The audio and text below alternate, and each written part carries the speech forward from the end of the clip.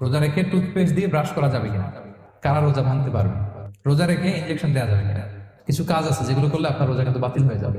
কিছু কিছু কাজ আছে যেগুলো করলে রোজা ভাঙে না, বাট আমাদের মধ্যে কনফিউশন কাজ করে যে এটা করলে কি রোজা ভাঙবে। অনেকে বলে ইনহেলার নেওয়া যাবে, অনেকে বলে যে ইনজেকশন নেওয়া যাবে, অনেকে বলে অ্যানেস্থেসিয়া দেওয়া যাবে, অনেকে বলে এটা করা যাবে ওটা করা যাবে, মানে অনেক কনফিউশন। আজকে আমরা এটা জানবো যে এমন অনেক জিনিস আছে যেগুলো করলে আসলে রোজা ভাঙে না। বলেন আমার সাথে সাথে, রমাদান মোবারক, রমাদান কারীম, রমাদান মোবারক, রমাদান কারীম। এই যে এখন মনে হচ্ছে যে না রমজান আসছে, রমাদানের একটা ভাব, মাশাআল্লাহ সুবহানাল্লাহ। রোজার কিছু বিধিবিধান আছে, রুলস এন্ড রেগুলেশনস আছে। আমরা যদি এই রুলস এন্ড রেগুলেশন, এই জুরিসপ্রুডেন্স গুলো একটু রিভাইজ করে নেই, তাহলে পুরো মাস ব্যাপী কিন্তু আমরা খুব ভালোভাবে সিয়াম পালন করতে পারবো। আমাদের কনফিউশন গুলো দূর হবে এবং কারোর মধ্যে যদি কোনো জিজ্ঞাসা থাকে সেটাও আমরা কি করতে পারবো, আমরা সলভ করে দিতে পারবো ইনশাআল্লাহ বিইذনিল্লাহ। আসুন আমরা আমাদের নিয়তটাকে খালেস করে নেই যে আমরা কিছু দিনই কথা শিখবার জন্য, জানবার জন্য, নিজেকে আলোকিত করবার জন্য এখানে বসেছি। কারণ ইন্নামাল আমালু বিন্নিয়াত, যে কোনো কাজের রিওয়ার্ড দেওয়া হয়, প্রতিদান দেওয়া হয় নিয়তের উপর বেস করে। তো আমাদের নিয়ত যদি ভালো হয়, আমাদের এই পুরো সময়টা এটা ইবাদত হিসেবে গণ্য হয়ে যাবে আলহামদুলিল্লাহ। আল্লাহ তাআলা আমাদের এই বসাকে, এই শোনাকে, এই প্রোগ্রামে অংশগ্রহণ করাকে আমাদের নাজাতের ওসিলা বানায়। আমরা সবাই আওয়াজ করে পড়ি আমিন। প্রিয় ভাইরা, মূল আলোচনাতে যাওয়ার আগে আমি ইন্ট্রোডাক্টরি একটা ডিসকাশন করবো শুরুতে, এবং মূল আলোচনাটা বুঝবার জন্য এই ইন্ট্রোডাকশনটা বোঝা জরুরি। আমি আমার আলোচনা শুরুতেই সূরাতুল বাকারার একটা আয়াত তেলাওয়াত করেছি, 183 নম্বর আয়াত, এবং এই আয়াতটা আপনারা প্রায় শুনবেন। সিয়াম, রমাদান এই প্রসঙ্গ আসলেই এই আয়াত আলোচনা করে থাকেন। 183, 84, 85 টানা 3টি আয়াতে আল্লাহ তাআলা রমাদান নিয়ে, সিয়াম নিয়ে তিনি কথা বলেছেন, এবং এই 3টা আয়াত যদি আমরা বুঝতে পারি, আমাদের বাকি আলোচনাগুলো বুঝতে আমাদের সহজ হবে।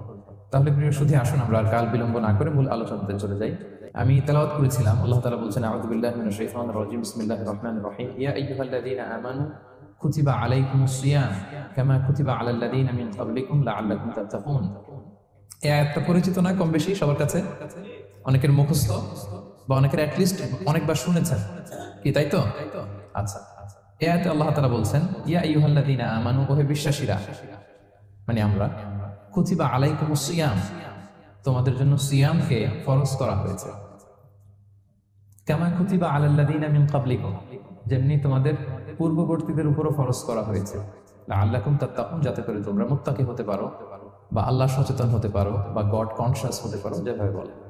So this is the very verse of সিয়াম, যেখানে আল্লাহ তাআলা আয়াতের প্রথম অংশে বলছেন যে ওহে বিশ্বাসীরা, সিয়ামকে তোমাদের উপর ফরজ করা হয়েছে। এই অংশ থেকে বোঝা গেল এই যে আমরা সিয়াম পালন করছি এটা নফল, তাই না? রমাদানে এই যে সিয়াম পালন করতেছি এটা নফল না, এটা কি ফরজ। আমরা যে সিয়াম পালন করতেছি এটা ফরজ, এটা অব্লিগেটরি, এটা ছাড় নাই, সেটা রাখতেই হবে। ওকে, তাহলে এটা ফরজ। আমরা অনেক নফল সিয়াম অফার করি, আমরা আশুরার রোজা রাখি, আমরা শাওয়ালের 6 রোজা রাখি, আমরা আরাফাতের রোজা রাখি, আমরা সোমবার বৃহস্পতিবার রাখি, আমরা প্রতি মাসে 13, 14, 15 রাখি, কিন্তু ওগুলো ফরজ না। এই যে রমাদান মাসের যে সিয়াম 29টা বা 30টা, এগুলো কি ফরজ? এটা তো ক্লিয়ার সবার কাছে না? তো আল্লাহ বললেন এই সিয়ামকে তোমাদের জন্য রমাদানে ফরজ করা হয়েছে, যেমনি ভাবে তোমাদের পূর্ববর্তীদের উপরও ফরজ করা হয়েছিল। তাহলে সিয়াম শুধু আমাদের উপরই ফরজ না, আমাদের আগে যে জাতিগোষ্ঠীরা পৃথিবীতে ছিল, যে উম্মত ছিল, তাদের উপরও ফরজ করা হয়েছিল। এটা বলাতে আপনাদের একটু ভালো লাগতেছে না? যদি জানতাম যে শুধু আমাদেরকেই দেওয়া হয়েছে 30 দিনের এই রোজা, বাকিরা আর এই রোজা রাখে নাই, তাহলে বলবো আমাদের উপর কেন এত কষ্ট? কি বলেন? এরকম একটা প্রশ্ন আসতো না যে এত এত জাতিগোষ্ঠী এরা এক্সামশন পেয়ে গেল, বাট আমরা পেলাম, আমরা কি দোষ করলাম? আমাদেরকে 1 মাস না খেয়ে থাকতে হবে? তো আল্লাহ তাআলা আমাদেরকে সান্ত্বনা দিয়ে বললেন, না, শুধু তোমাদের উপরই ফরজ করা হয় নাই, তোমাদের আগে যত জাতিগোষ্ঠী ছিল সবার উপরই সিয়াম ফরজ করেছে কে? আল্লাহ তাআলা ফরজ করে দিয়েছেন। সবাই কিন্তু এই সিয়াম পালন করতো, এবং এটা অনেক প্রাচীনতম একটা ইবাদত প্রিয় ভাইরা, অনেক প্রাচীনতম ইবাদত। ইভেন আপ আনটিল নাও, এখনো পর্যন্ত এটার প্রচলন অন্য ধর্মেও আছে। আপনি হিন্দু ধর্মে যান, অন্য নামে বলে আর কি, ওরা উপবাস বলে বা উপোস বলে, ওরা নানা পারপাসে এই উপোস থাকে, উপবাস তারা করে। খ্রিস্টিয়ানরা কিন্তু রোজা রাখে, ফাস্টিং বলে তারা, আর আমরা এটাকে সিয়াম বলছি। তো আমাদের আগে যত জাতিগোষ্ঠী ছিল সবার উপরে সিয়াম ফরজ ছিল, তবে পদ্ধতিগত ভিন্নতা ছিল। ভার্সনটা ভিন্ন ছিল, তবে ছিল। সব জাতিগোষ্ঠীর উপর রোজা ছিল। আমাদের যেমনি 1 মাস ফরজ, অনেকের হয়তো 1 মাস ছিল না। কোন কোন উম্মতের জন্য 3 দিন রোজা ফরজ ছিল, আইয়ামুল বীজের, মানে প্রতি চাঁদের 13, 14, 15 রোজা ফরজ। কোন উম্মতের জন্য 10 দিন রোজা ফরজ ছিল। কোন উম্মতের জন্য শুধু আশুরার রোজাটা ফরজ ছিল। কিন্তু ছিল, রোজা ছিল না এমন কোন জাতিগোষ্ঠী পৃথিবীতে ছিল না।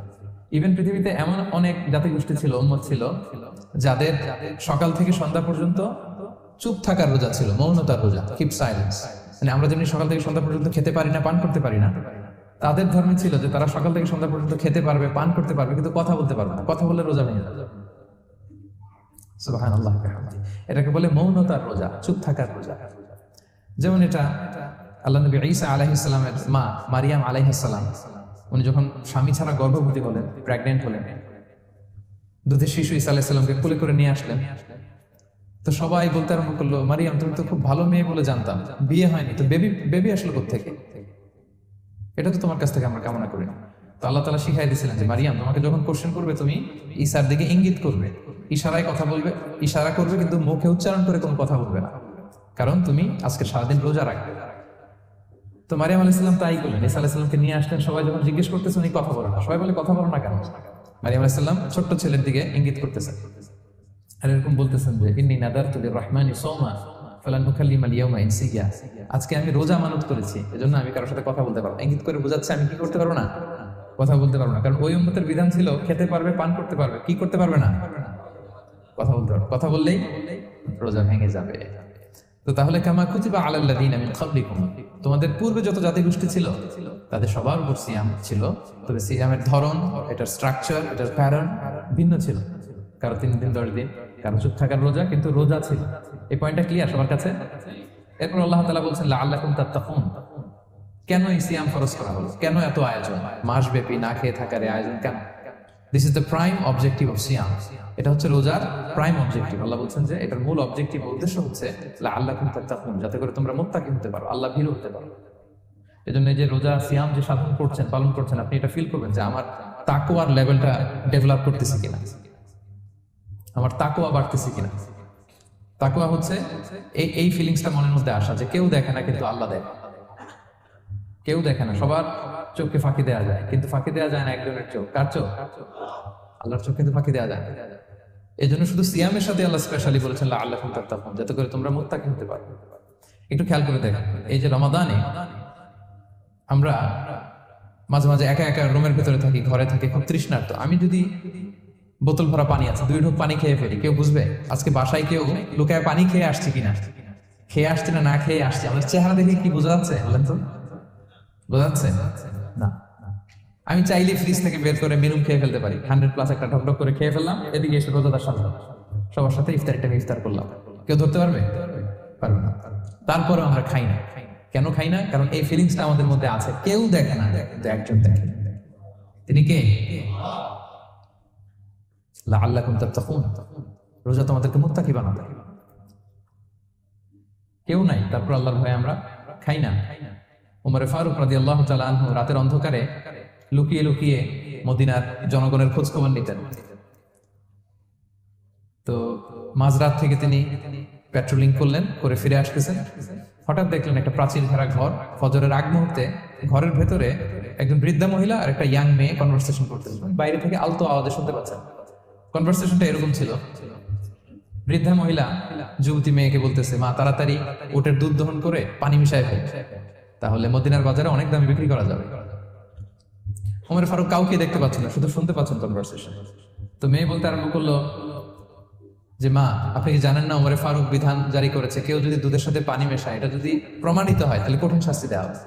তো মা বলতেছে, আরে পাগলি মেয়ে, বোকা মেয়ে, গভীর রাত, এখানে ওমরও নাই, ওমরের পাইক পেয়াদা সৈন্য সামন্ত কেউ তো নাই, এই তো সুযোগ আমাদের, দিস ইজ দ্য টাইম, দুধের সাথে পানি মেশা। তো তখন যুবতী মেয়েটা একটা চমৎকার উত্তর দিয়েছিল, খেয়াল করে শুনে।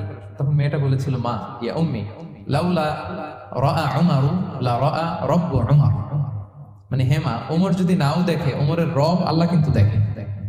সুবহানাল্লাহ। প্রিয় ভাইরা, দিস ইজ তাকওয়া। এই যে ফিলিংসটা নিজের মধ্যে, এই চেতনাটা, এটা তাকওয়া বলে। কেউ দেখে না, কিন্তু কে দেখে? আল্লাহ দেখে। তাহলে লাআল্লাকুম তাত্তাকুন, রোজা রাখলে তোমাদের মধ্যে তাকওয়া বাড়বে। এরপর আল্লাহ তাআলা বলছেন আইয়ামান মা'দুদাত, এটা সুনির্ধারিত কয়েকটা দিন তোমাদের রোজা রাখতে হয়, 29 দিন বা 30 দিন। ফামান কানা মিনকুম মারিদান আও আলা সাফার, এই রমাদানে তোমরা যদি কেউ অসুস্থ থাকো অথবা সফরে থাকো তাহলে কিন্তু তোমরা চাইলে রোজা ভাঙতে পারবে। তবে ফাইদাতুম মিন আইয়ামিন উখরা, অন্য সময় তোমাদেরকে গুণে রাখতে হবে যে কয়টা ভাঙছিলাম। লেটস আমি অসুস্থ থাকার কারণে 5টা রোজা ভেঙে ফেললাম, তা আপনি গুণে অন্য সময় 5টা কি করতে হবে, কাজা করে নিতে হবে। এটা বুঝতে পারছেন না সবাই? আর ওয়ালাল্লাযীনা ইউতিকুনাহু ফিদিয়াতুন তুআমু মিসকিন, আর যাদের সক্ষমতা নাই তারা ফিদিয়া দিবে। তারা কারা?